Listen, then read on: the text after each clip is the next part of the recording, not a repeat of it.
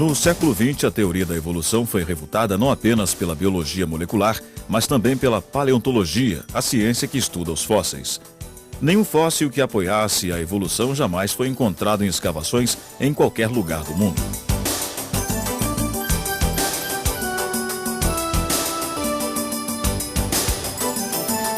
Os fósseis são os remanescentes dos seres vivos que viveram no passado. Os esqueletos de seres que morreram e cujos corpos foram rapidamente soterrados podem permanecer intactos. A descoberta desses esqueletos nos dá informações a respeito da história da vida na Terra. Assim, são os registros fósseis que provêm respostas para a questão da origem dos seres vivos.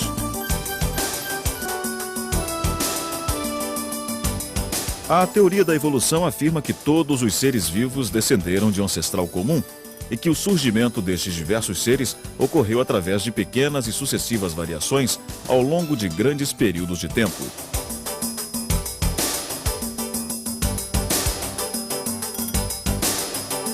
A teoria argumenta que os seres vivos unicelulares foram formados primeiro.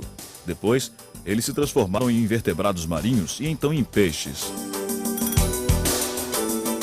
Esses peixes, mais tarde, supostamente vieram para a terra seca e se tornaram répteis. A história continua afirmando que os pássaros e os mamíferos evoluíram a partir de répteis.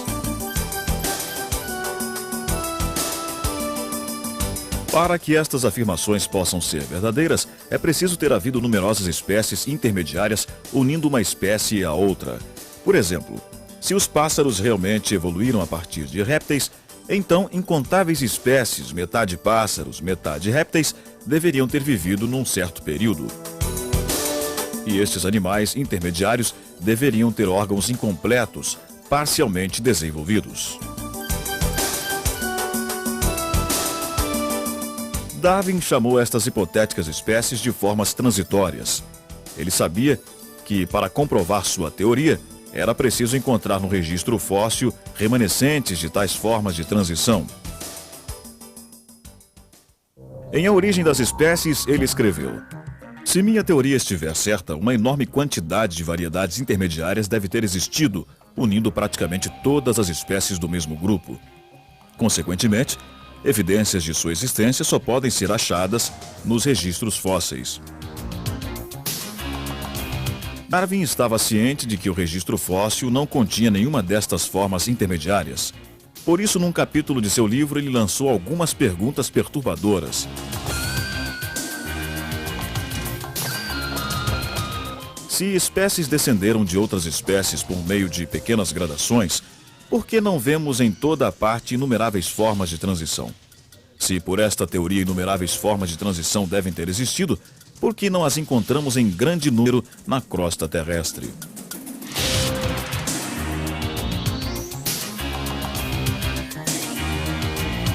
Darwin supôs que estas formas de transição seriam encontradas quando o registro fóssil fosse investigado mais profundamente. Evolucionistas que o seguiram examinaram camadas geológicas por todo o mundo por cerca de 140 anos, procurando por estes fósseis que estavam faltando. Todo este esforço terminou em grande desapontamento. As formas de transição imaginadas por Darwin permaneceram apenas como fruto da imaginação.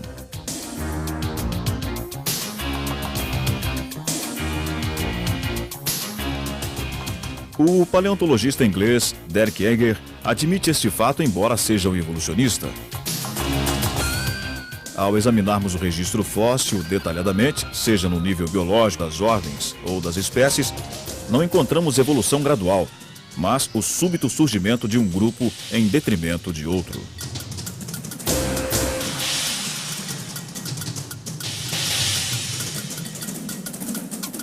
O mais antigo extrato da Terra no qual fósseis de seres vivos foram encontrados é o Cambriano, o qual tem uma idade estimada entre 530 milhões de anos.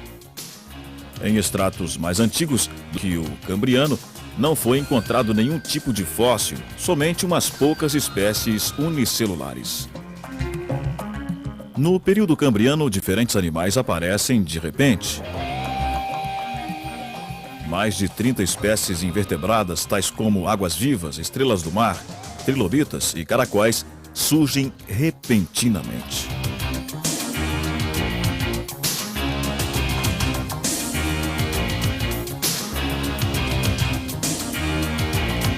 Estes seres vivos têm sistemas corporais complexos, tais como o sistema circulatório e também órgãos muito complexos.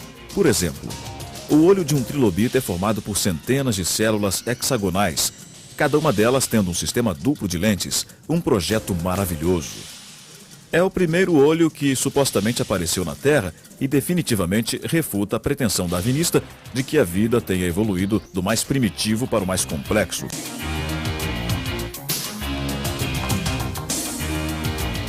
Além do mais, a estrutura hexagonal do olho do trilobita teria sobrevivido 530 milhões de anos sem uma única mudança.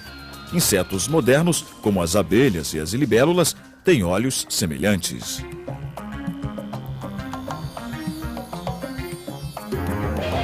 De acordo com a teoria da evolução, as espécies devem ter evoluído de formas pré-existentes. Porém, não há qualquer outra forma de vida complexa antes dos trilobitas e de outros animais do período cambriano.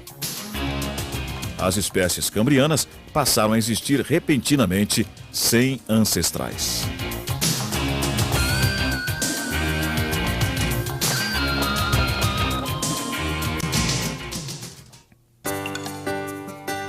Em todas as camadas fósseis, depois do cambriano, as espécies sempre aparecem completamente formadas. Os principais grupos, tais como peixes, anfíbios, répteis, pássaros e mamíferos, e centenas de milhares de espécies dentro destes grupos, todas aparecem repentinamente nas respectivas camadas.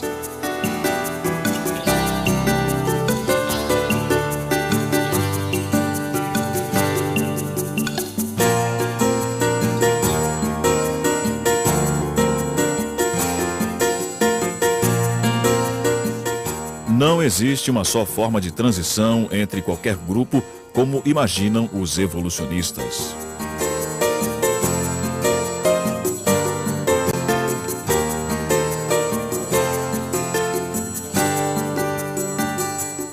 Este fato é a evidência de que todos os tipos básicos de animais foram criados separadamente pelo Criador.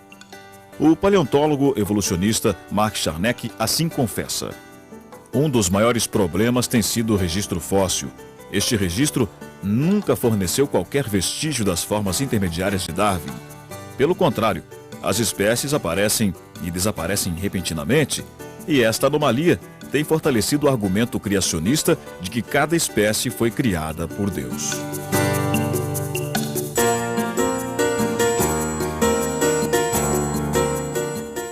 Além disso, não há diferença entre fósseis com supostas centenas de milhões de anos e seus descendentes modernos.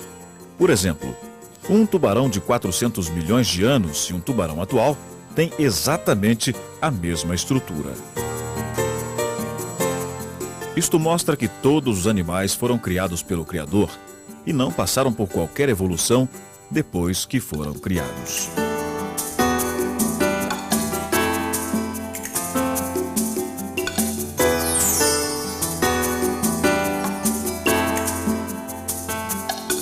Por outro lado, houve alguns poucos fósseis que foram rotulados por evolucionistas como formas de transição, mas mais tarde foi demonstrado não serem nada disso. Uma das mais importantes destas supostas formas de transição foi o fóssil de um peixe chamado selacanto.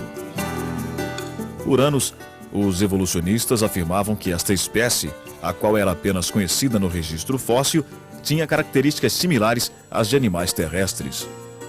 Segundo eles, tinha pernas e pulmões primitivos.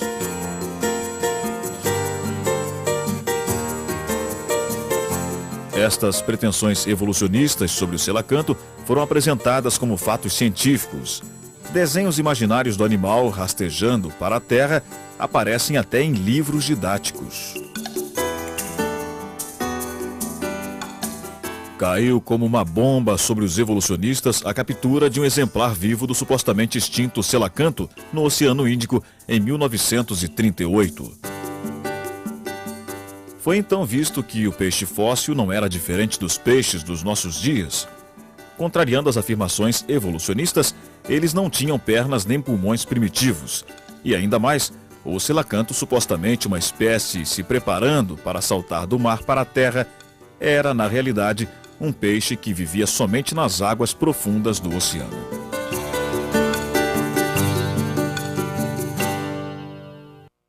Você vai conhecer agora algumas diferentes espécies de animais que os defensores da teoria evolucionista insistem em afirmar que evoluíram através de transformações aleatórias. Quando examinamos as estruturas dos diferentes grupos animais, podemos ver que é impossível ter ocorrido entre eles um processo evolucionário. Por exemplo, é impossível para um peixe que tem seu sistema respiratório e excretor, estrutura muscular e metabolismo totalmente projetados para viver na água, ter esses sistemas gradativamente transformados para viver fora da água.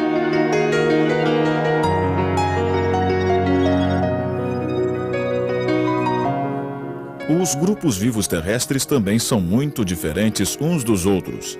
Os evolucionistas afirmam que os pássaros evoluíram dos répteis através de mutações aleatórias. Porém, os répteis têm sangue frio, enquanto os pássaros têm sangue quente. Os corpos dos pássaros são cobertos por penas, estruturas muito complexas, enquanto que os corpos dos répteis são cobertos por escamas. Os pássaros têm um sistema pulmonar diferente de qualquer outro animal terrestre. As características aerodinâmicas das asas dos pássaros de modo algum podem ser explicadas pela evolução. É impossível que asas tenham se desenvolvido gradualmente, porque uma asa não completamente desenvolvida não é uma vantagem, mas uma desvantagem fatal. Os evolucionistas também afirmam que alguns répteis se transformaram em mamíferos. Porém, estes dois grupos são muito diferentes entre si. Répteis põem ovos, enquanto que os mamíferos dão à luz os seus filhotes.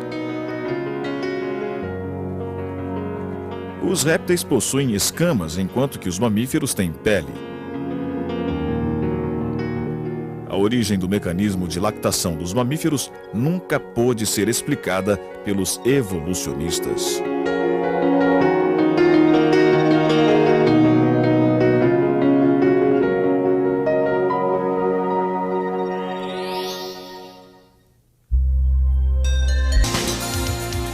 A verdade que os evolucionistas têm tentado tão arduamente negar permanece acima de contestação. As espécies apareceram de repente perfeitas sobre a Terra, isto é, elas foram criadas. O divino Criador que governa sobre toda a natureza criou todas as espécies de seres de modo perfeito. Este divino Criador é Deus, o único e poderoso Senhor dos céus e da terra.